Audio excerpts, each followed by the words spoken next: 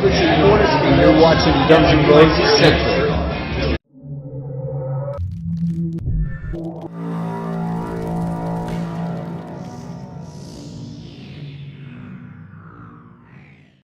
Hey everybody, what's going on, and welcome to Guns N' Roses Central, and today we're talking about the song Perfect Crime.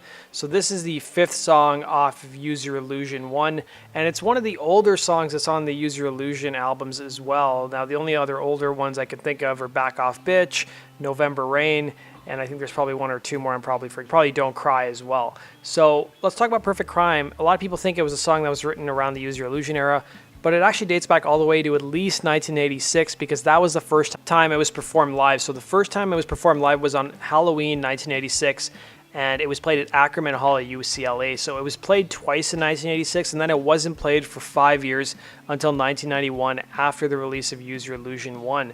So in total, it's only been played about 37 times, with the last time it being played was in 1992. Now the Ackerman Hall gig that Guns N' Roses played, they were actually opening for the Red Hot Chili Peppers. In fact, the last time the Guns N' Roses played the song live was on August 8, 1992. It was that infamous gig in Montreal where James Hetfield Metallica was injured in a pyrotechnic accident, and then Guns N' Roses had to go on a little bit earlier than they planned, and Axl walked off stage after about 45 minutes into the show, and that was the last time Perfect Crime was ever played live. Now, if you guys want to listen to the first live performance of Perfect Crime, there's a 30-second snippet that Mark Cantor released online, and it'll give you a sense of what Steven Adler sounded like drumming on the song. And what a lot of people don't know is that as part of the Not in His Lifetime tour, Perfect Crime has been on the alternate set list for every single show, but they haven't played it live yet.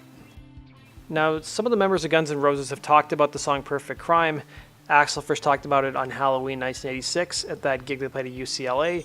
He said, "All right, this is a new one by Mr. Izzy Stradlin. This one is called Perfect Effin' Crime." Slash talked about the song briefly in his book from 2007. He recounted the first pre-production session to Appetite for Destruction.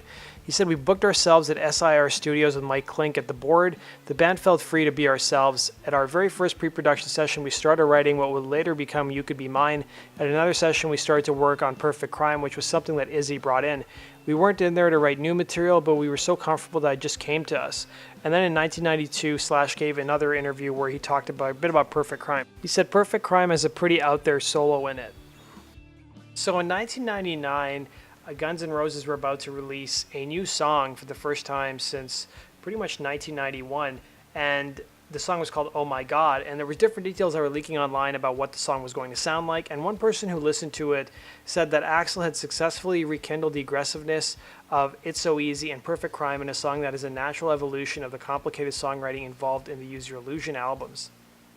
So in 2008, Axl did an open chat with fans where he was answering different questions, and it was revealed that Perfect Crime was on the set list even as far back as 2007, at least on the alternate set list. The fan asked, "I'm glad you dusted off Don't Cry in 2007. Anything else aside from Perfect Crime, which was on the set list, that may be brought back from the dead in the future?" To which Axl responded, "I'd like to do Estranged at some point, but there are no plans.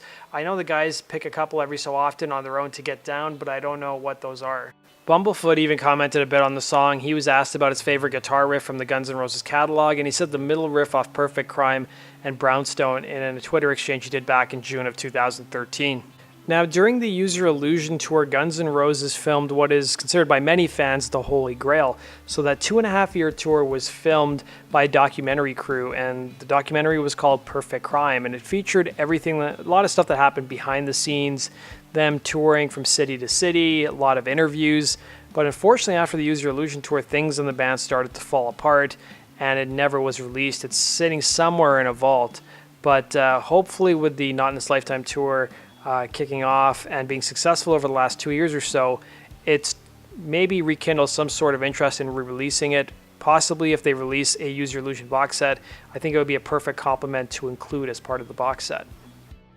Now, according to the Stephen Davis book that he wrote about Guns N' Roses called Watch You Bleed, the Saga of Guns N' Roses, he talked a bit about what he interpreted as the meaning of Perfect Crime. He said it's the fascinating, Rimbaud-like confessions of a retired mid-level dope dealer recalling the sordid aspects of making a living from the hustle and flow where the only objective is surviving long enough to push more dope the next night.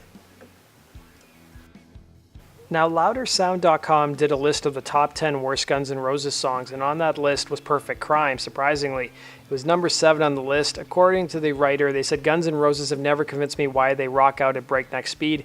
This song is a perfect example of why. Slash is a player of groove, swagger, and taste. He's not a thrasher, and when he tries to do up-tempo and punch out the riffs, it almost always comes across as forced and throwaway. At 2 minutes and 23 seconds, Perfect Crime is mercifully short, and while it's probably fun for the band to play hard and fast, this feels like something you'd play at soundcheck just to get the fingers moving, nothing more. So let's see where it ranked on the Guns N' Roses best to worst song list. According to Spin.com, they ranked as the 53rd best Guns N' Roses song. They said it's another track whose relentless motoring does Lemmy and company proud, already at 60 miles per hour by the time Storm's drums come through for the first time. Slash's rising, riffing, blowing the thing through stop signs and red lights would have been great on the Point Break soundtrack. Medium.com ranked it a bit higher as number 36. They said this is the logical successor to songs like My Michelle on Appetite, a jackhammer of a song that, thanks to Illusion's drummer Matt Sorum, stomps rather than swings, another one that's nobody's favorite but always effective in the eternal high school parking lot that we all cruise through, windows down, also in and out in 2 minutes and 30 seconds, that, as we've seen, is not always easy for Guns N' Roses to do. So that does it for this episode of Guns N' Roses Song Facts and Meaning. I hope you guys enjoyed that. Let me know how you guys like the song Perfect Crime in the comment section below. And put a thumbs up if you want to see Guns N' Roses release the Perfect Crime documentary. Take care and have yourself a good one.